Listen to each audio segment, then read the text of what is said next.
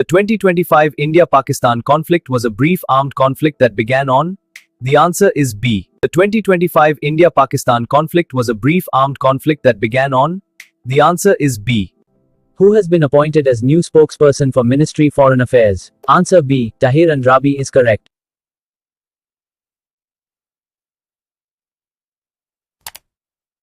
On 4th January 2026, which country Air Force Air Chief? Who is the current IG of National Highways and Motorway Police? Options A. Rifat Mukhtarja, B. B. A. Nasir. The correct answer is C. Who is the current IG of National Highways and Motorway Police? Options A. Rifat Mukhtarja, B. B. A. Nasir. The correct answer is C.